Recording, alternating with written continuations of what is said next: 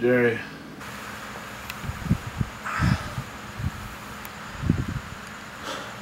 Jerry. Jerry.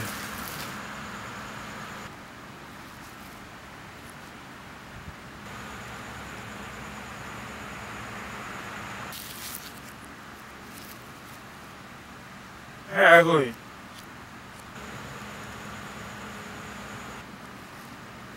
Hell wolves are not ugly.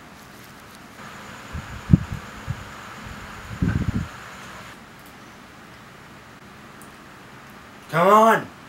Oh. Gosh, look, man, this camera look like.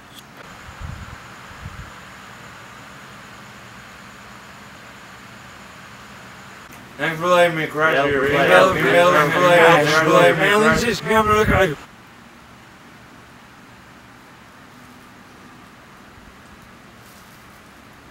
Cash, wolves, cash, look, man, this camera look like. Cash, look, man, this Disneyland boat, cash, look, man, this Disneyland cash,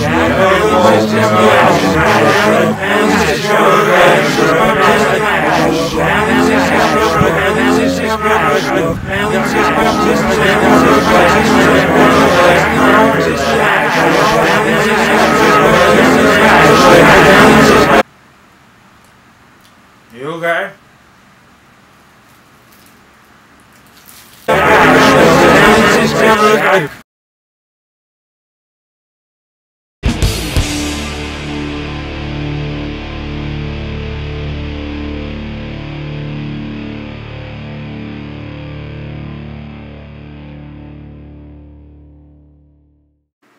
Yeah, it's like now, you know, this is work in progress, Bojack. Yeah. Like now these not episodes, but these situations are going to crop up more frequently. You know, because the fact that he needs to work on his life and address things while still uncomfortable is, you know, just sort of a mode of being for him. Yeah. Raphael in one, I think it was like either a Reddit AMA or an interview. He said, you know, someone was asking, all right, this is what Season 1 is about, what Season 2 is about, and he put it really awesomely and really succinctly. He says, I guess Season 2 is about someone trying to fight their way out of a rut and the rut fighting back. Yeah, that is a good, and I think that's seriously a good way to put, I think that's a brilliant way to put Season 2, because with Bojack, it's like, basically, I mean, and it's actually put really fucking well, because, so Bojack, at the end of Season 1, he lands his dream job, he lands his dream role of playing Secretariat in a biopic, and Secretariat in the universe of the show is voiced by John Krasinski really well. I feel like this is like John Krasinski doing his best, like, he's doing his most, like, showing off his acting muscles as much as he did when he, like, did his bit for his David Foster Wallace movie. Oh man! Brief interviews with hideous men, which he. DFW.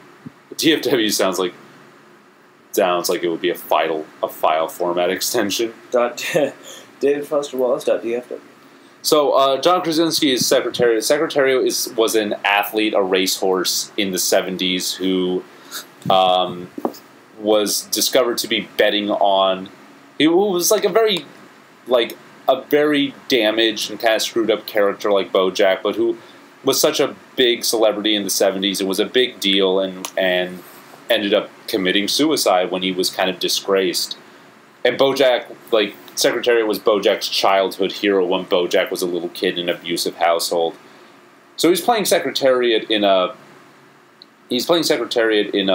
of like an Oscar Beatty biopic. Yeah. And so there's a bit where Bojack and the director of the movie, who's Kelsey Jennings, voiced by Maria Bamford. Like Bojack, that's Maria Bamford? Yeah, that's Maria Bamford. But she's so. Maria Bamford's good. I've never heard her not speak in that really squeaky register. Yeah, Maria Bamford can change her voice really, really well. Yeah, seriously. Yeah, I didn't realize. Yeah, so Maria Bamford's director of the Secretariat movie. Bojack ends up getting her to, because the movie gets like shanghaied by the studio and like turned into this like really chintzy, not great like feel good movie that kind of adds up to nothing when the real movie that was planned was going to be dark and gritty and show the Secretariat warts and all. Bojack gets Kelsey Jennings to go sneak into the Nixon library to steal a shot. Oh, yeah. Kelsey Jennings gets fired, and her replacement is this dolty... And you can't help but hate him, but he's so nice, but you hate him, and he's this catfish named Abe, who's voiced really well by Gary Marshall, who's just this... shit. Yeah, it's Gary Marshall. Oh, wow. Every time I say who voices a character, you were just going to say, oh, shit. I am. Unless you said, like, Todd or something. Yeah. It's like, Todd, who's voiced by Gary Marshall. Oh, shit, really? I thought it was Aaron Paul. He does a great impression of Aaron Paul. Yeah, no, so Abe the Catfish, he ends up... Abe the Catfish is just this big kind of doofusy guy who, you know, is just going to kind of toe the line of the studio, is just really mediocre. He's just a really mediocre director, and when he accidentally gets called on it, he gets so vehemently defensive. Oh, man. Yeah. It's not Casablanca. It's not like we're making Casablanca here. Yeah, it's like... That movie's already been made. Yeah, it's like, so, and it's hilarious how, like, Bojack gets sucked into the faux pas. Dumb. Because Abe shrugs off the fact that the movie's been changed and gutted so much. He says, "So we're not making Casablanca." And then Bojack makes a joke back. It's like, "Yeah, you know, the movie sucks." And Abe's saying, "You saying the movie's shit?" And Bojack's like, "Well, you said yourself we're not making Casablanca." And Abe says, "Yeah, because that movie's already been made." Perfectly seriously.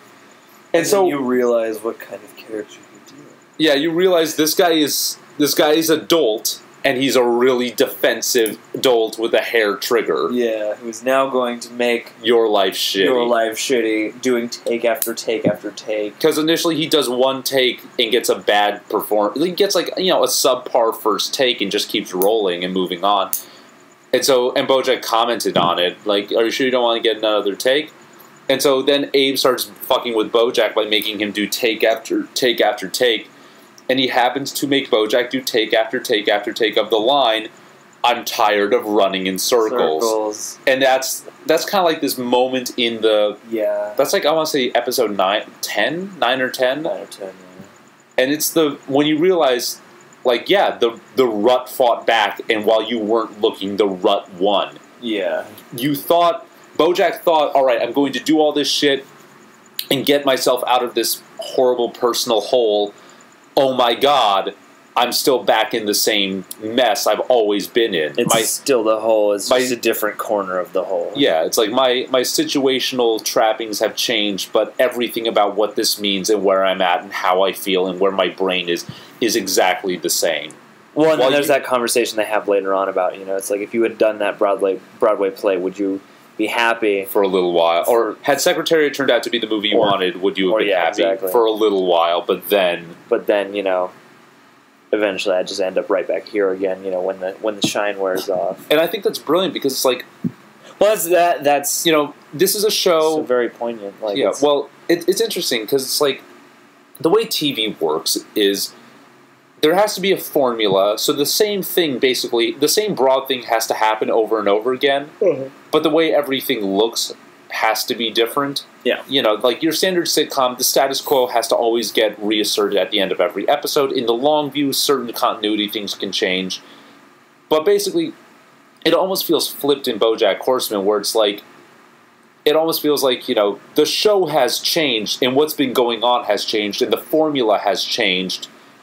But as a cruel joke to Bojack, as much as he's tried to change, he hasn't. He's been still stuck in the same, like, pit of tar that he was trying to run out of to begin with. Yeah, exactly. He's just been spinning his wheels. And it comes as kind of a, you know, while you aren't looking, it comes as kind of a surprise. You kind of see, all right, so there's this different sort of tension in Bojack's arc that's building up. But then it's like this cruel joke. It's like you've actually... You thought, all right, I'm going to... It's like, you think, all right, I'm going to I'm going to crawl out of this hole so I don't die in here, but joke's on you. You've actually been dead and in hell this whole time. That's a sinister way to sum that. Yeah. It's like zooming in on Bojack's face saying, I'm tired of running in circles, and getting more and more sad and desperate and morose when it hits him. And Will Arnett does a brilliant job of voice acting really does. as Bojack. He brings so much to that character. Well, and it seems like the more he does that thing, the more he's on set, the more he's doing the thing he always wanted. Like, there's some significant character breakthroughs that happen during takes or in the effort to get takes. You know, it's almost like the very thing he thought he wanted is actually becoming very revealing as to what he's missing, you know, or what he's still missing. Yeah. And then and I think, like, escaping the movie, because it's like, you know, when the movie becomes such a frustration, he tries to escape being stuck doing this fucked up movie, and so he goes to hit up the biggest loose thread that was opened up by the end of the first season. Yeah. So. Oh man. So Bojack, when he was a young, aspiring stand-up comic and trying to break into acting and everything like that, he was friends with Herb Kazaz, who ends up becoming the runner of Herb Kazaz. He met Stanley Tucci's character, Herb Kazaz, who is his former best friend, who was also the former showrunner of the sitcom that made Bojack who he was, that gave him all his celebrity and his money, and basically froze him in time as a stunted adolescent that never grew and became a bad human being. Yeah. So he's best friends with Herb, and Herb's then girlfriend, Olivia Wilde's character, a deer named Charlotte, who hung around for a bit and was like a really close friend and said some stuff where it's like she very clearly saw deeply into who Bojack was as a person, and ends up going to move to Maine, and Bojack hasn't seen, in the present timeline of the show, Bojack hasn't seen her in about 30 years. Yeah. He meets Charlotte, and this is like basically what I was thinking, is like, oh man, next season, like, Herb's gonna die because he has cancer in the end of the first season. Herb's gonna die, Bojack's gonna be at the funeral, and Charlotte's gonna be there, and they're going to, like, meet again for the first time in X number of decades. Sure enough, that happens, and where it goes from there is so it's like Bojack ends up going to, Charlotte's now living in New Mexico. Bojack goes to hit her up in New Mexico because, you know, she says, hey, if you're ever in the state, drop me a line.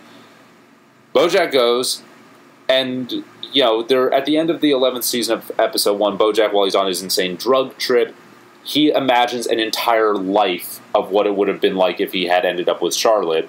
Oh. Married in Maine, house in Maine, teenage daughter, life, and then at the end of the trip, Charlotte just says, you know, Charlotte gets this morose look on her life, and Bojack asks what's wrong, and she says that kicker line, oh, I'm just thinking about how nice it would have been if you had chosen this life. Bojack wakes up in the rain in a parking lot, lying down, in this sad image, and his phone is buzzing. So yeah, episode 11, Bojack goes to Tisuki, right outside of Santa Fe, and hits up Charlotte. Turquoise shit. The turquoise shit. Surprise, Charlotte's married and has 2 teenage kids. Kyle and the kids. And instead of opening with the normal theme, which is done brilliantly by Patrick Carney of the Black Keys. Is it? Yeah. Oh shit. Instead of opening with the theme, the opening sequence of episode 11 is a fake sitcom just showing photos of Charlotte and her husband and kids, and it's for like a fake sitcom opening for Kyle and the kids, and the lyrics of the song are things like Kyle, or it's like it sounds kind of like Full House. It's like, yeah, it's like Full Housey, and it's like Kyle's the dad and Charlotte's married to him. They got a couple of kids, and there's nothing you can do about it. Yeah, it's like as the song progresses, it gets more and more jabby at Bojack specifically. Yeah, it's like he loves his wife, and there's nothing you can do about it. It's like seriously saying that. Yeah. And then Bojack tries to do something about it. Oh. And it goes bad. Oh, yeah, it goes real bad. So, like, apparently they were workshopping the idea that... God. Apparently they were, at some point in the writer's room, workshopping the idea that Bojack would sleep with Charlotte. I can see that. I mean, but then it's like, it's almost even, and I like what they did because it's worse, but better in a sense. It hits Bojack harder to be like, no, you don't even get a taste of that fantasy you were building in your head. You don't even get the slightest hint of that. Well, yeah, I mean, it's you don't even get a lemon zest of it. They have that kiss for a minute there, but then it almost, you know, it's he like comes across as so much more unhinged and lost in that moment because he's trying to insist this. Yes, come with me to LA, or just come with me. I know you feel this too. And then he doubles back instantly when she puts up the slightest resistance because it's like, it's like Will Arnett's playing. It's like, oh my god, you're seeing Bojack starting to drown. Yeah, because it's, you know, Bojack's starting to drown and he starts doubling back. It's like, or just don't make me leave. Just whatever. Just we'll go back to normal like nothing happened. Just whatever you do, do not make me leave. Don't make me go back to LA. And then Olivia Wilde goes back with, I don't care where you go. Yeah. Yeah, it's just wild-eyed in that moment. I think that's ultimately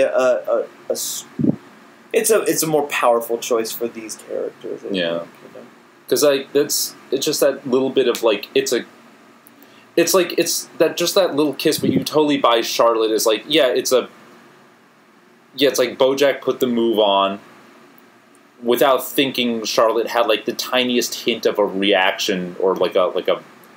Well, yeah, you the way they animate that, it's like for a second there she's caught up in it, and then she realizes it's not even it's that snap, like, oh no, she's caught up in it for a second, but then she doubles back. It's like, no, like that felt good for a split second, but I've built a life.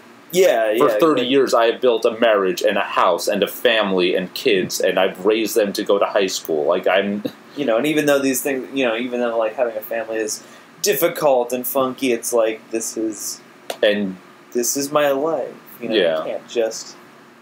And even like the kiss with someone I knew a long time ago is like it's got like that tiny momentary thrill, but that's not anything to drop your real world for. Yeah, exactly. And then because it's interesting to me because like I saw people online who were discussing the show basically being like, but Charlotte was into it.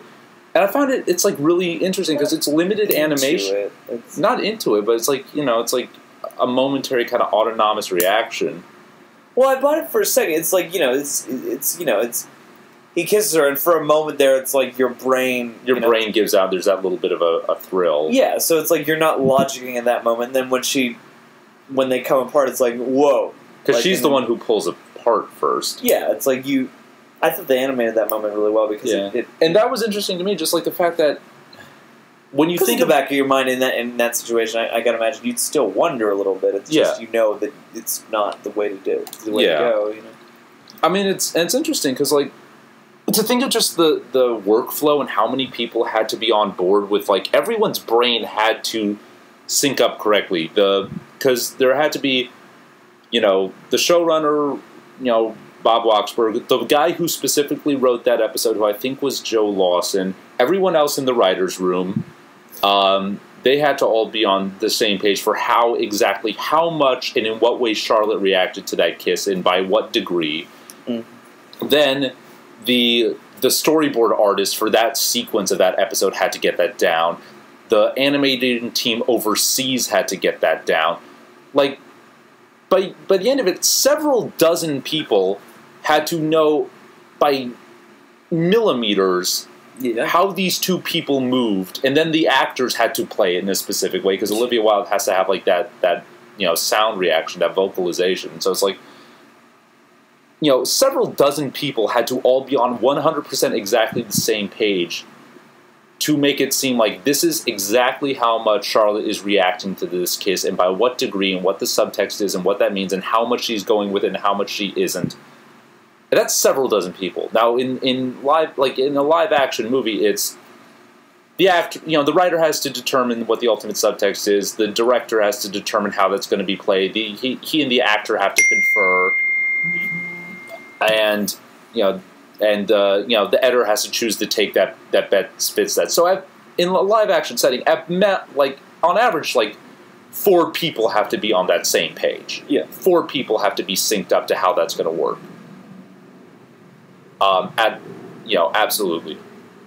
Whereas for animation, it's several dozen, and it's a team. That's such a team, and they all have to be on that exact same page of what's going on in this deer's brain, and that's kind of phenomenal to me that did not get so fucked up or so bungled. Well, yeah, because even so, I mean, even with those 4 people, you know, who would do it on like a regular live action movie, it still, in theory, comes down more to the actors in the very end. Yeah, because they control the movements and the voice modulations. But it's like in an animated environment, there's one voice actor, and then there's there's the storyboard artist, and then X number of actual animators. Yeah, it's like your voice performance has to be on point, but then somebody else entirely has to manage the movements and manage, you know, the little nuances in that, and then find a way to marry them properly. And that's you know, when it's done right, like I think it was here, it's magic. Yeah, it's and with how dark it gets, it's fucking black magic. Yeah, it's some Death Eater shit. Death Eater shit. Yeah, well, my Death Eater shit. Well, and then it gets. I want. Oh man, I want to start like a group of like dark wizards that do slam poetry called the Death Eaters. The Death Eaters. Oh man, I'm sorry. I take that joke back. It's okay. It's okay. It's out in the ether, man. Yeah. It's in the space. But and then he tells her daughter to go to bed, and I thought that was like, so for a moment I was like, okay, so. Good. And then Charlotte's got a teenage daughter named Penny. Penny's 17, which is legal in New Mexico. She's certain to let us all know because of a few different. You know, Bojack ends up, when he escapes to LA, and basically he buys a boat to cover for the fact that he's in New Mexico very arbitrarily. Mm-hmm. And so this boat ends up parked in Charlotte's driveway, and you know, the family invites him, oh yeah, just stay as long as you want. And Bojack stays there for like two months, like grossly overstaying his welcome, but you know, the family clearly doesn't know what to do, and Bojack kind of assimilates and ends up like being this kind of interloping surrogate. And he gets really close to Penny, Charlotte's teenage daughter, who is in the way in which they designed the show. It's like multiple species can date and mate, and their kids will just be one species of the parent. So it's like, you know, the visual metaphor of some characters being animals is kind of loose. So in the case of their son has a lot of boners. Yeah. So in the case of Charlotte and Kyle, Charlotte's a deer, Kyle's a human. They have a son named Trip who looks a lot like Kyle, but who trips a lot. They have a son named Kyle who's a human, and then they have a daughter named Penny, and Penny's a deer, but with kind of dark hair like Kyle. They don't do hybrids, so Penny looks a lot like Charlotte naturally. So Bojack gets this, like, kind of assimilated into the family, and Bojack gets assimilated into the family, and he ends up at one point taking Penny out to teach her to drive because the other parents are busy. From then on out, he ends up kind of like getting involved in her life and becoming like a friend, and he ends up being her chaperone to prom. And Bojack's a very irresponsible, dysfunctional. Oh, he's like a horribly irresponsible, dysfunctional alcoholic, and he should not be around children. Yeah, it's and I don't know how you sort of perceive some of that, but it's like, you know, he's on this sabbatical, and at first you're kind of like, yeah, cool, like, you know, teach her how to drive and stuff, but like the more time he spends around these kids, he gets way more sucked into their lives than he should be. So it's like because he's stunted, he's not the proper adult to have around. So he's a 50 or a 51-year-old man, and he's starting to like very carelessly try and become an adolescent again and regress while he's with them. It's kind of like Kevin Spacey in American Beauty. Well, that was very. I mean, I guess maybe part of the point is that, you know, there ultimately are bigger fish to fry. But I was very curious as to what was going to happen with her friend. Oh yeah, and Pete Repeat. Pete Repeat. Yeah, because you know, one of like Penny's friends is like sneaking alcohol in on a flask. And Bojack, being the seasoned alcoholic, is like, oh, don't drink Red Bull and vodka. You're going to get yourself sick. I'm going to get you some bourbon. You're going to cut it with water, and that way you don't get a hangover.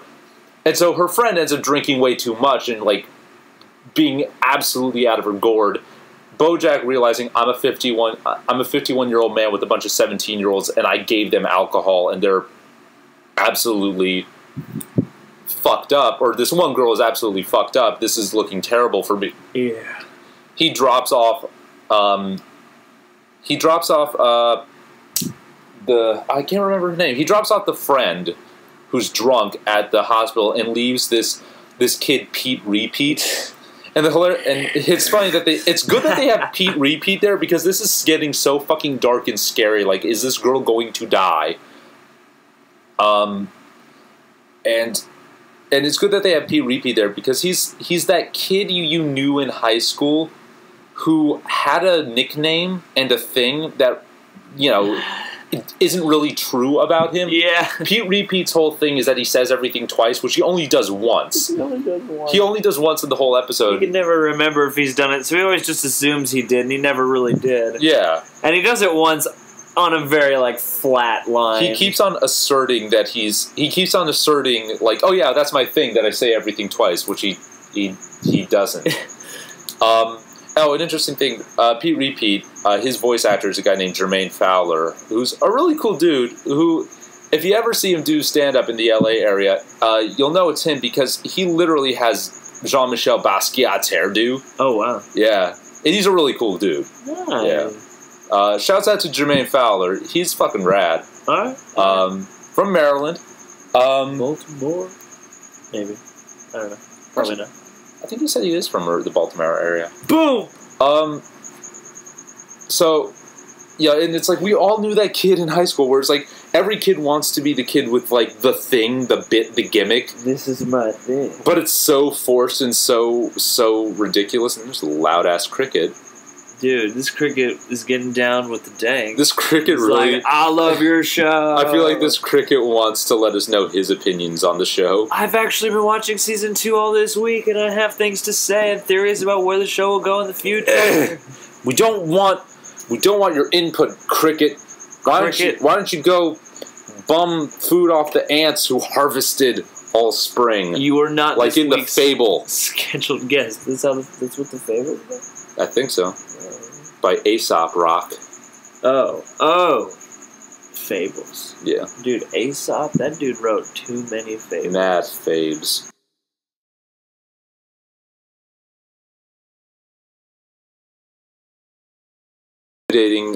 Of, like, you know, what's going to happen with Bojack, you know, vis-a-vis this way too drunk, out of her mind teenager that he was supposed to be responsible for. So it's good that there's that kid to kind of, like, balance out the comedy for a bit. Yeah. Or balance out balance it out with some comedy. Well, and I also really like, once they get to the hospital, I really like the way they played him. Just because you can tell that he's just not really okay with what he's being told. Yeah, it's like that level of conflict was nice. Yeah. Like very well played. And meanwhile, it's like Bojack, when he's really trying to coach this kid as to, like, you know, you don't know where she got the alcohol, and your friend, you know, we left the dance early. It's like Bojack gets really dark, and he feels like totally unlikable, where it's like, yeah, dude, you're scaring this kid who's in way over his head, and you know, and it's to clean up your mess. That, you know, clearly, you know, and it's like, you see the way the mess evolves over the course of the episode, where it's like, it's not necessarily that and it's like, it's not like Bojack was malicious, it's just like he was so wrapped up in his own bullshit of wanting to, like, relive his adolescence in this prom, and he just was not watching how fucked up this girl was getting with the alcohol he supplied her to replace the alcohol that could have very well left her worse off. Well, because he's all focused on Penny. Yeah, he's focused on... It's all about bonding with, you know, finding an in with Charlotte through Penny. Yeah. Yeah. And so and reliving you. Yeah, and so it's like he goes back to the house to drop Penny off, and Penny has, you know, developed, like, you know, something of a transferred schoolgirl crush on Bojack, saying, you know, yeah, you want to do it, I'm ready, thinking she knows what, you know, I know what I want, and Bojack saying, no, you don't. You're a kid, you don't know what you want, and Penny saying she knows what she's doing, and you know she's legal in the state. She hasn't had a touch of alcohol, so everything's on the up and up. And it's like, you know, Bojack does the baseline decent thing of saying go to bed. Well, yeah, I mean there is just the way they play that struggle is nice and kind of sophisticated. Yeah. This was a very intricately tuned exchange this episode. Yeah, I mean, just that whole progression, especially when they get home from prom, is, you know, I mean, that's a more sophisticated debate than you would get in a lot of other shows. I feel like, you know, it's you know, you can feel how conflicted, like, you know, you get the sense that he means it, like, you know, this is, you don't know what you want, go to bed, like, it you know, that rings is genuine, but it makes just as much sense how it ends up later. Yeah, so it's like then Bojack ends up going back, and he ends up going back and having that interlude with Charlotte where there's the kiss and all that stuff, and then crestfallen Bojack goes back to sleep on his boat in the driveway, and, you know, Penny Kiddo's back, and he tells her to go to bed, but this time it's a different thing where it's like, you know, Bojack just got given the, you know, he just got told off by Charlotte. He just got dismissed by Charlotte. So it's like, now he's unmoored and he's untethered and he doesn't have something else to brace himself against. So he says again to Penny trying to get at him again. And he says, go to bed, Penny, and he goes back into the sleeping quarters of his boat. But he leaves the door open. Yeah. So it's almost like there's this thing where it's like Bojack, he's responsible for it, but he doesn't want to be responsible for it because at that point he's too weak and he wants some kind of validation because he just lost it from Charlotte, something he was waiting on for 30 years. Yeah. And so because he didn't get that validation, he wants something to kind of swoop him up and make him feel, you know, make him feel not shitty, but he knows how dangerous it'd be, so he wants to kind of undercut his own culpability. So instead of going for it, he just resigns himself to it, which isn't just kind of performative. You can't, you know, by leaving the door open, he literally and figuratively left the door open for Penny to try and do shit. Yeah. And sure enough, Charlotte walks in. Of course. And I was hoping against hope to be surprised, but it's another one of those moments where it's like, no, it's what you think it is, because that's what would happen. Like worst case scenario has gone down. Yeah. And again, it was very fine-tuned and it was very specific. You know, there was a lot of talk that went into specifically what clothes were going to be off, what clothes were going to be on, what situation or what position they were going to be in. So when they see, they're mostly still 100% clothed. Yeah. Bojack's on the bed, Penny's standing next to the bed, and Penny's reaching at his bow tie. And it's just compromising enough. Yeah, exactly. Well, I think that's a good level for that. I think that was all it needed to be. Yeah. And Charlotte just saw, okay, Bojack tried to make a pass at me, and then when I told him off, he went for my fucking daughter. Oh, man, the way she tells him off, like, that's... Shouts out to Olivia Wilde for making me shit my pants. Wow. Not literally, but in my soul. Olivia Wilde has got one of those voices where it's like between her telling off Bojack at the end of episode 11 of season 2 and her response to Joaquin Phoenix in Her during the blind date thing, it's like, yeah.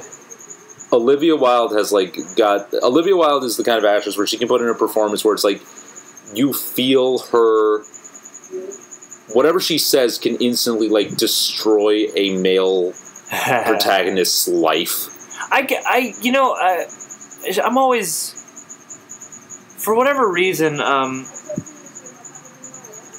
don't know why. I think I'd only ever seen her in like bit parts on House or something, but like, you know, every time I see her, I'm like, oh wow, like, you know, you got some chops, man. Like, yeah, like, because I'd only ever known her from just things you don't associate with, you know, nuances, I guess. You know, it's like, oh, you were in Tron Legacy, which is more about the spectacle and the effects and stuff than it is about performances, or you're on a medical drama, which is more about the situational, the procedure, and you have to be able to be good enough. But the emotional resonance of any one of those shows is usually there's usually sort of a particular scale those will all play. But as I've seen her in more movies and even in stuff like this, I'm always kind of impressed with what she's doing. So and here it's that I didn't shit myself, but I was just sort of stunned. Yeah. Because I mean, it's like that's that moment where you realize. So it's like all throughout this season, from episode 11 of I guess maybe even before that, because there is an episode early on season 1 of BoJack where you see Charlotte and the last time Charlotte and BoJack hung out, where Charlotte says, "I'm moving to Maine. I think LA is kind of a tar pit. I want to get out of here." And then she says to BoJack, "It's like, hey, if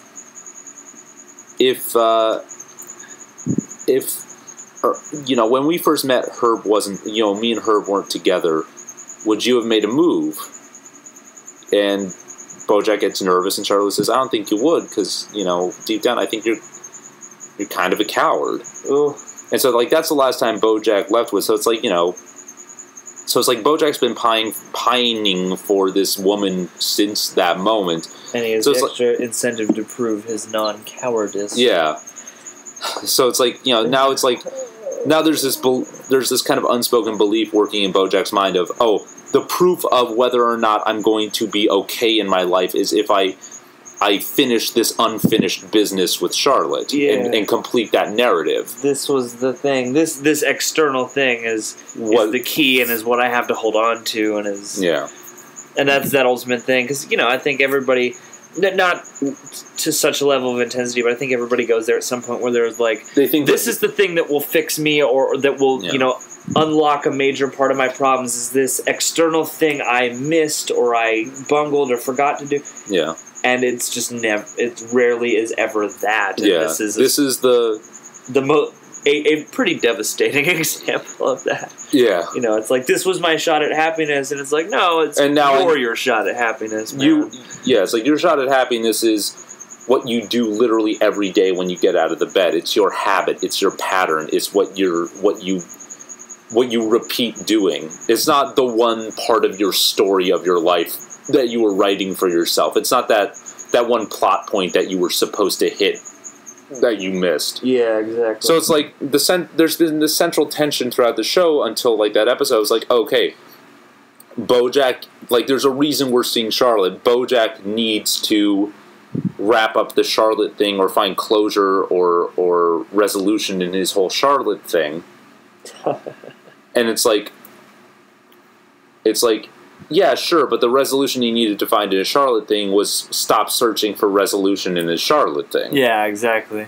Trying to find the resolution in his Charlotte thing was going to just nuke his Charlotte thing. So it's like the worst possible scenario that could have happened with his Charlotte thing, just in terms of the relationship, happens at the end of episode 11. Charlotte literally says to him, "If you ever contact me or my family again, I will fucking kill you." Yeah. So... And there was so much in that line, man. Yeah. Like I said, I mean, I was already sort of just lost in that moment, and when she said that, it was like a gut punch. Yeah. Like, ooh. It's a very... Hats off, man. Yeah. My soul still hurts from that. Yeah, that was a sock to the shit. Yeah. And I mean, and there's... go on. No, on a different... Well, just on a contrasting note, it's like part of the other thing, too, that I've come to very much appreciate and that I love is, in the following episode, there's still...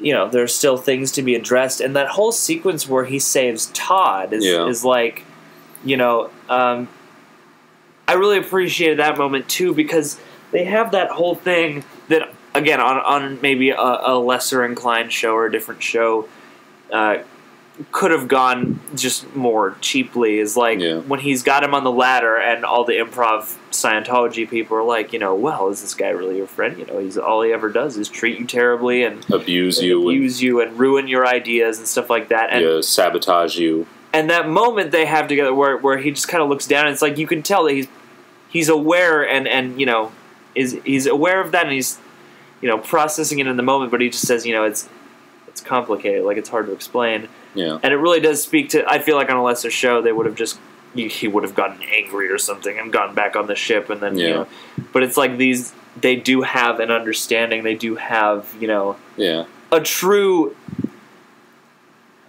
friendship in a sense, you know. It's like as much as Bojack, you know, shits on Todd, and you know, it's like Todd kind of like, it's addressed in the first season of like in kind of in a way that sort of like shits on Bojack, where Todd says, I should just stop expecting you to be a good person so I won't be hurt when you're not. Yeah. And that's like, and Todd delivers that line. It's a bit of a mini wake-up call to Bojack. Yeah.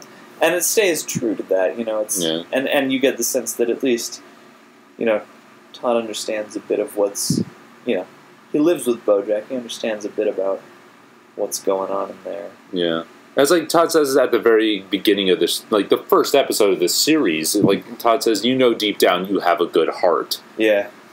So it's like, you know, and then the show like questions that, like, what is deep down? Is deep down a real thing? Yeah.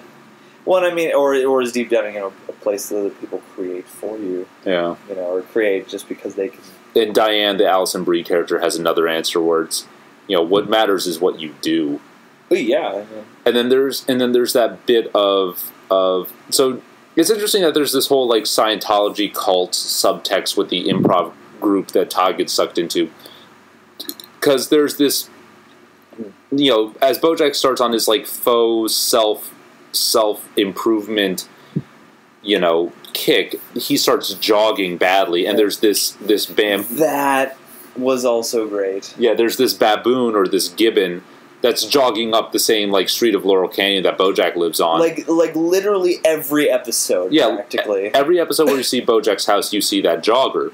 And the jogger eventually speaks, and when the jogger speaks, he's voiced by Jason Beggy, who is a former Scientologist who was in Going Clear. Oh, no way. Yeah, he's the raspy dude that does all the cop shows, the raspy voice guy. Oh, okay. Yeah. And so it's like the very last bit of the season is brilliant because it tells the difference between, it's like there's this fundamental like core statement at the core of the show of Bojack Horseman, where it's saying Bojack worked on a sitcom. The thing is, we all grow up with TV and sitcoms that give us a bullshit view of how life works, you know, where things are succinct and definite and finite, and they have a beginning and a middle and an end, and they have resolution, and they have core through lines that are easily to wrap your head around.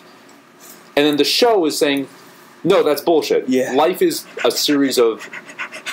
Life is tangential and dirty, and life is tangential and dirty and messy, and you know, the light ray and the universe doesn't pointing. The universe does not have a unilinear moral compass. There's no one making sure that the status quo will be reinstated at the end of every episode. Yeah, and at the end of the day, you know, you are your status quo. Your life is a matter of your patterns. Your life is not. Your life is your habits. Your life isn't some who you are, some big deep down identity that's built up over the course of you know, plot points throughout this season.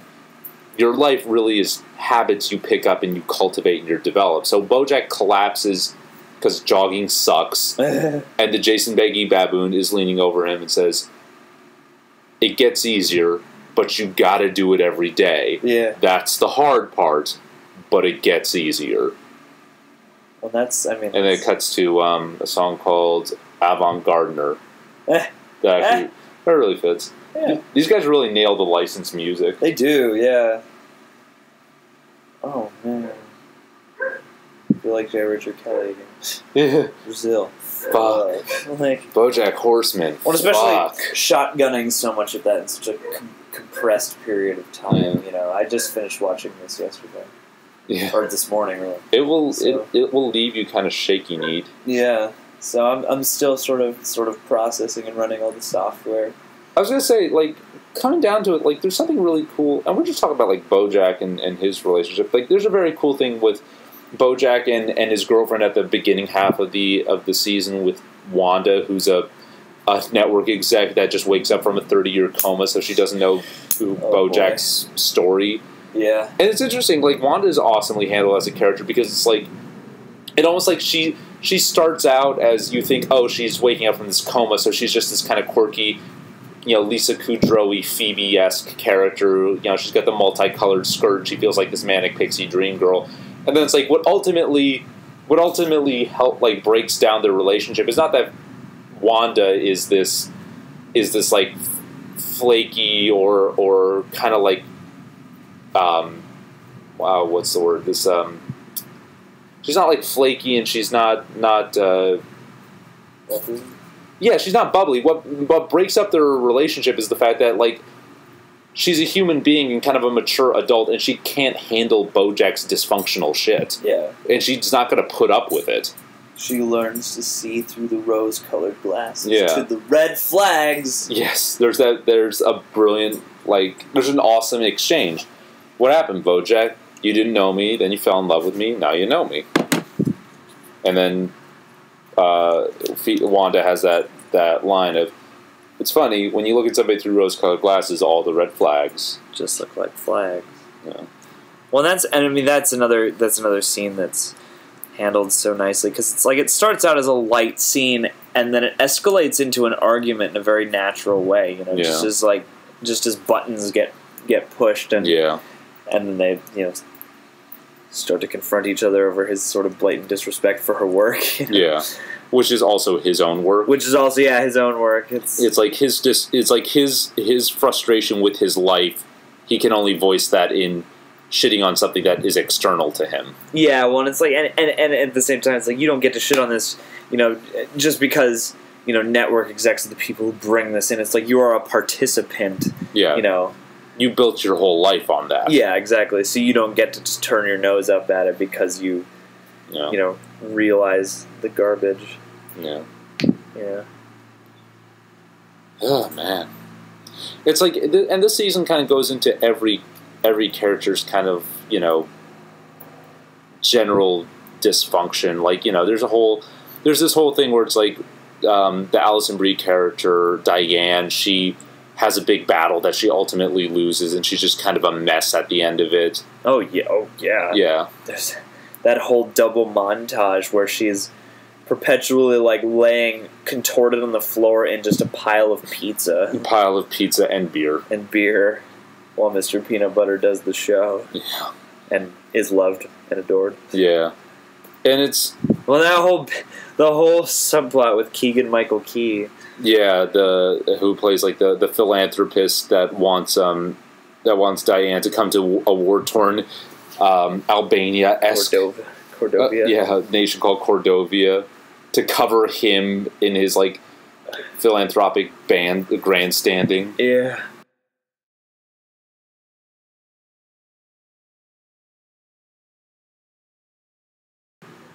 While Bojack kind of takes all of his dissatisfaction, he externalizes it in his way with relationships with people. Like, when Diane externalizes all of her dissatisfaction, it goes into kind of a political thing. Like, because she feels like she's kind of a mess in herself and in her own life, she needs to go to Cordovia and feel like she's doing important work that's helping the world or making it a better place in some capacity, or she needs to... Especially after the hippopotamus stuff is crushed. Yeah, it's like she needs to... Diane feels, it's like, because my life feels dissatisfactory and messy and in a shambles, I need to go fix the world, and then if I fix the world, then my life will be okay. Yeah, it's like, I'll have done something noble and worthwhile, and the world will be a better place for it, and I will feel fulfilled. And as a result, I'll feel like my life has meaning and worth and value. But even that turns out to be just a pit of more frustration. Well, yeah, and that character too. What is his name? Something Sinclair or whatever. Yeah, Sinclair. Key, basically, like, she slowly starts to find out that guy's kind of full of shit too. Just everybody is sort of everybody, all the people around her are sort of posturing and looking for attention and looking to be aggrandized. Yeah. You know? In all these, like, just flagrantly kind of gross and disrespectful ways. Yeah, exactly. Yeah. And it's like her intentions are always seem, you know, good-hearted and genuine. But noble and pure. But it's like she comes up against the fact that the world is not built to really sustain, you know, big, meaningful, positive change. She tries to take down... And it's like, they do an episode that's focusing on Diane, where it's like, you know, of course it's... The Diane episode is more about taking down a monster. In this... There's this, this variety show host, this old-time variety show host, voiced by Philip Baker Hall, named Hank Hippopopoulos. So happy they got him, too. Yeah, because he's perfect. Well, and I just wasn't expecting him to show up, I guess. Yeah. It's like Hank Hippopopoulos is you know, she just mentions off the cuff in a public space about, like, all these, like, historical allegations about Hank Hippopopoulos doing something scandalous to his assistants, former assistants. And when she says that, suddenly it's like everyone... It's Cosby allegory. Yeah, it's so Cosby allegory. And when she says that, everyone jumps on her. It's like, oh, what have you got against Hank Hippopopoulos? And then it's like she has to defend herself by going on the attack against Hippopopoulos, where it's like, that's not what she meant. She was just, like, saying, oh, yeah, like, so many celebrities have had, like, really gross accusations against them. And she names real ones. Yeah. Even people like Bill Murray, who are still just so loved and adored by the fan space. And so it's like people jump on her. It's like, what do you got against Hank Hippopopoulos? And so it's like now she has to defend and protect herself from being attacked. She has to throw in and fight the ongoing mired and stymied fight against Hank Hippopopoulos, which ends up all being for naught. Yeah. Just because, you know, it's like the big wig. She goes to Manatee Fair, which is run by a literal manatee. Manatee Fair, that's right. To write the expose on Hank Hippopopoulos, and then they decide, oh yeah, these kinds of articles don't sell magazines, and the same big conglomerate company that runs, you know, Hank Hippopopoulos' network. You Can Dance. Yeah, that has Hank Hippopopoulos' show, I Think You Can Dance, also owns Manatee Fair. So it's like, you know, Cordovia turned out to be a bust because, you know, the guy she was working, Sebastian St. Clair turned out to be a fucking charlatan who was in it for his own narcissistic bullshit. So then taking down Hank Hippopopoulos ended up being for naught. So it's like finding your meaning in creating a better world around you and fighting evil and, you know, or fighting for good or helping the downtrodden, even that ends up not working. Yeah.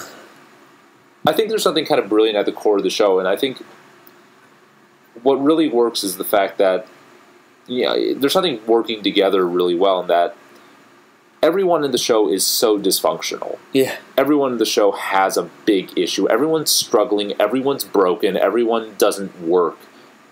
And I think it really works that half the characters are animals because it basically creates this visual metaphor of, like, you know, when you see an animal doing something wrong or doing something that is not how a person is supposed to act or behave, you don't think, oh, what's wrong with them? You just think, oh, yeah, you know, that's just what they do. They don't know better. Yeah. And so when you see a whole world where everyone has those tendencies, you know, it's like raccoon people are digging in the trash outside of a diner or, you know, there's a, you know, just little quirky things like that. Everybody's always throwing doors into bird people. Yeah, doors are always getting slammed into bird people. There's like one PA on Solinger's game show that's always getting a door slammed in their face. When you see a bunch of animal people acting like animals, it kind of sets you up to get in this headspace of, yeah, these are people and they're sentient, but there's still something about them where it's like they can't quite help themselves. There's still something so kind of vulnerable and just kind of working off of baser instincts at the core of everybody. Well, and I think that's a thing that just in the general scheme of life, I think that's a kind of a cogent metaphor because we do. Just as a species like to pretend that we're so far removed from, you know, it's our superior intellect separates us from the animals, but it's like, you know, at the core of everything, it seems at the core of all problems, we're struggling with some very simple and very animal animal things. needs. Yeah, it's like instinctual things or animalistic needs. We can't get over like an insecurity about an animalistic need. Like, you know, even something that seems like it's a little bit higher, like, you know, we think we're not going to get validated, we think we're not going to be loved, we think we're not going to be, you know, appreciated or respected. Yeah. But it's still, you know, it still is sort of a primitive thing, and that's why I sort of sometimes feel like, you know, maybe this version of the software, this superior intellect, is still in something... It's in beta. Of an infancy or an adolescence, where it's like we still haven't gotten past certain base instincts and certain base desires and certain just base problems. The whole of the human race is like Holden Caulfield, like very smart and very intelligent and very astute, but just not emotionally intelligent enough to deal. Yeah, exactly. And you know, especially society today is not exactly encouraging of that or conducive to that. Yeah. You know? It's like figuring your shit out in this day is really hard. Yeah. I gotta appreciate the show. And, you know, this is like a way to articulate that's already come to me a few times, where it's like, a cartoon about a horse on the internet is actually the most humanistic show on TV right now. Yeah. This web cartoon about a horse is the most humanistic TV show running currently. Can't think of a better way to say it. That's why I said it twice. That's why I said it twice. Don't even say anything we told you about twice. We told y'all about twice. We told you about twice.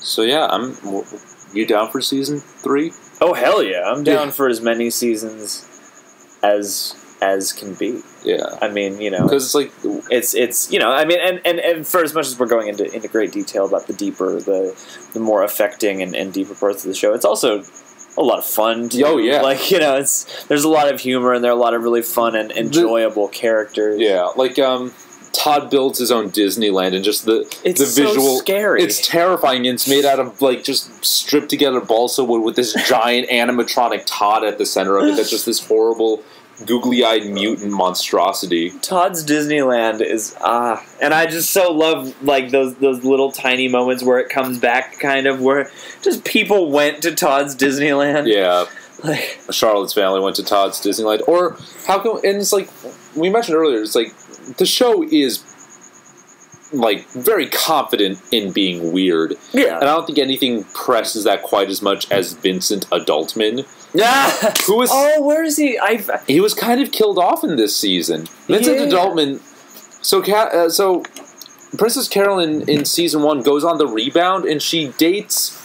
She says, "I need to date a real adult, like that guy over there." And she gestures across the bar where there is clearly 3 little kids stacked on top of each other in a trench coat. Who's, you know, the top kid that speaks for the stack is voiced by Alison Brie, I think. Oh, really? Yeah.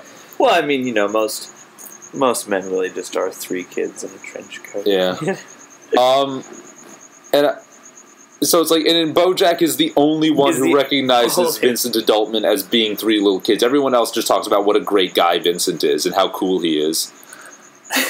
Well, and that whole episode where they're doing the I don't know how to describe or draw a touchstone for that situation, but basically where he's like pulling double duty. Yeah, because Princess Carolyn in season 2 sees the top kid out of costume on the street, and then thinks, "Oh my God, Vincent has a son!" Yes, and so the kid shows up at Princess Carolyn's apartment and has to swap and does like that sitcom thing of like, you know, Princess Carolyn has to be out of the room so the kid can swap between being the son and being Vincent. Ugh. And he always has and here's what I think, because the show actually kind of left it open as to whether or not we're seeing basically there's this kind of like, you could very much read it as Vincent actually is an adult, and the reason only Bojack sees it, or okay, one reading is because Bojack is also a child. Yeah, Bojack is the only person that sees Vincent as a child in adult clothing, because Bojack is stunted and he himself is a child in adult's garb. Yeah. So that's one. 2, Vincent is actually an adult, but Bojack is seeing Vincent as a little kid because that's basically a projection of his insecurity, because Bojack is 50 and he can't stand to see someone who is actually seemingly happy and successful with their life. So when we see Vincent, we're actually seeing Bojack's interpretation of him, which is, you know, his frustrations manifest in seeing, you know, Vincent as a charlatan. It's like, how can this guy be happy and have his shit together? He must be faking it. So ergo, I'm going to say and he's younger than me and more, you know, psychologically successful than me. Ergo, I'm going to see him as a little kid and a charlatan. But what? So with those two things, that works. But until because he's not there for that other episode. Though. Yeah, he's not there for that part of that episode. He's not there for that part of that episode. But then there are things like, you know, you see Vincent on the phone alone in an office, still dressed up as full Vincent somehow. Yes. And, like, they were in the bar, so it's like, clearly, if these kids are living their this double life as being, like, a collective adult, they're really, really committed. Really good at it. Well, that's the thing, is that episode, as that scene progressed, where it keeps switching back and forth, making it appear very much like the kid is doing double duty, jumping back and forth between being the son and being Vincent. It gets so wacky and it's so prolonged that after a while I was like, I don't know what to think anymore. Yeah, it's like, are they actually going to, like, I was expecting a reveal of, like, yeah, because there is a point where it's like the kid fakes, like, the stack of kids. So the top kid goes off and does the son, while the bottom two kids who you never see are still in the trench coat with apparently a bowling ball and a towel over it, pretending to be Vincent's head. So I was thinking, I was half expecting they're going to do a reveal where there actually is a Vincent inside the trench coat while the kid is there. And all this time, Vincent is literally both, like, Vincent literally is a real adult, and that literally really is his son. Yeah. And then Vincent pops back later for just, like, a cutaway joke where he's in his office again being, like, met, like, in a meeting. Yeah. So it's like, I don't know if we've seen the last of Vincent Adultman or not. I hope we have not seen the last of Vincent Adultman. Just because, I don't know why, that gag, just generally, the three kids in a trench coat, just really tickles me for some reason. Yeah. But yeah, no, I really hope that we get some more of that character and perhaps learn a bit more. Like, what is... Because he seems so lumpy inside the trench coat, so it's like, is this mutant man? Maybe he just has a really funky body. Yes. Maybe he has that syndrome where your belly is all lumpy. And kind of off to the side. Yeah, exactly. And then he's just got really stumpy legs. Yes. But he still has a broom for one hand. Oh, yeah. Well, maybe he lost his hand in the war. In the war? Whatever war. The war in Cordovia.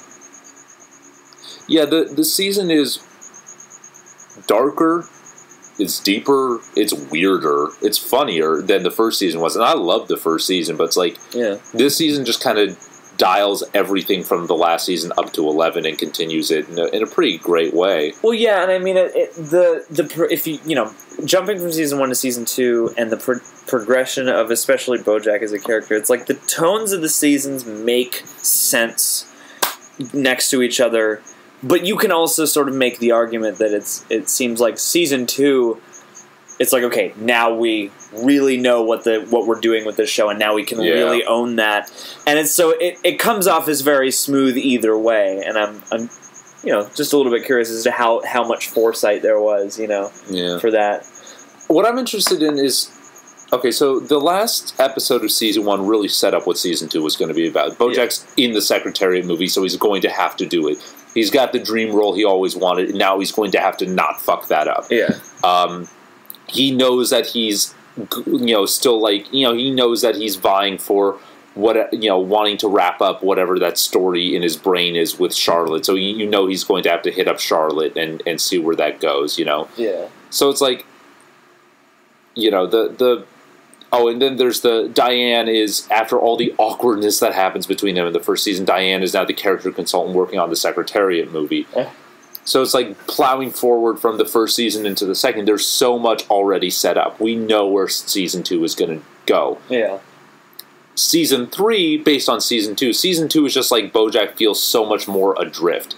he has no more story to wrap up. He has no more narrative. It's like, no, now, motherfucker, you have to actually sit down and rebuild your habits and make a real life for you instead of... You gotta write the next page. You can't just go back and revise all the old ones. Yeah, you have to jump into the great unknown, and there's just the option of this possible... There's just this possible play in broad...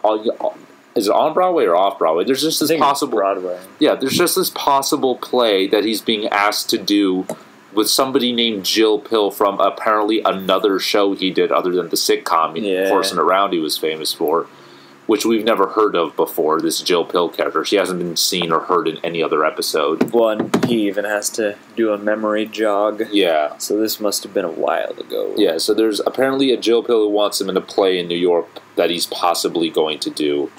And then there's the... I imagine he will do it. Yeah, I imagine he will do it too. We will see Bojack on the stage. Yeah. So it's... Which is like, you know, even more hardcore for an actor, you know. Yeah. I imagine they'll use that as a very heavy tool for emotional... Yeah. You know. So...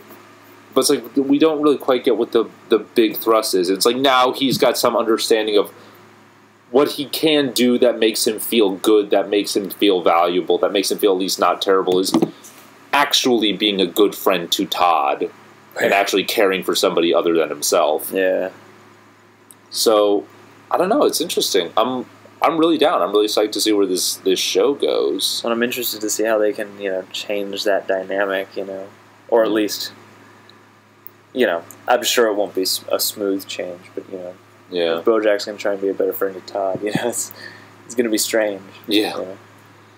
But yeah, no, I'm definitely, I cannot wait for the next season. Yeah.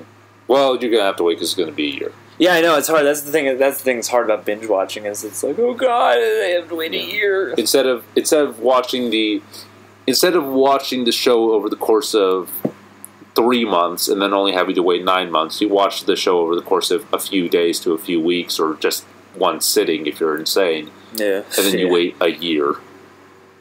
I guess that gives you a better chance to miss it. Yeah. You know. Miss it, revisit. Yeah. I cannot believe, because it's like, it feels like yesterday, like I was watching the first season being like, this show is amazing and I want more of it, and now it's like, oh my god, I got more of it. It's and like, and it was kind of exactly what you wanted. Yeah, it's everything I always ever wanted. There are some really interesting refrains that, because like, the show is actually very dense. Just like, how many times does Bojack say, "What are you doing here?" Which is like this big key line that he keeps on screwing up on the Secretary movie when he's on camera, but later on, it's like he keeps on saying it to people in real life, and when he says it, it's like it has all the gravitas and the moroseness that he's supposed to have on camera. Yeah. Well, and I mean, that's... Like, I think he says it to Penny right before things really come to a head. Like, she's on his boat, and he shows up, he's like, "What are you doing here?" Oh, wow, yeah. That's... Well, that's a defining struggle of the whole Secretariat subplot, is, like, getting all those awful emotions you know are there to come out when you need them to. Yeah, but or to keep them at bay in your daily life, but to get them to come out when you need them on camera. Yeah, exactly. But not let them fuck you up anymore. Which is, you know, I imagine the defining struggle of a dramatic actor anyway. You know. Yeah, because it's like, you know, I mean, it's not said outright, but it's very clear Bojack is attracted to the Secretariat role because it seems to encapsulate all the ugliness he desperately wants to get out of himself. Oh, yeah. Well, and I mean, it's also, you know, a hero. Yeah. But then it's like, well, how do you do that role without just falling so far into that pit of all that ugliness that you can't even manage in your day-to-day life? How are you going to do that on the job? Yeah, exactly. Well, you know, they just CG it. Yeah, they just CG it in the end. Just fix it in post. Oy. Bodank HorseStubs. Or something. Bo-stub HorseDank. We plowed through, man. Yeah. Yeah. Like a battering ram. Yeah. It's like not a lot of digression. Not a lot of baby fat on this one. Yeah, this was a lean, mean Bojack machine. Lean, mean Bojack machine. Quick, something frivolous. Ooh. Elephant. Elephant inflates you. Frank Ass Tubs. Frank Ass Tubs. Flank Ass Rubs. Flank Ass Rubs. Downtown Brown. Downtown Brown. Where it's at. When the Saints. When the Saints. Come marching in. Come marching in. Oh, when the Saints come marching. Saints come marching in. Oh, yes, I want to be in that number. When the Saints go marching. Saints go marching in. And remember, kids, stay dank.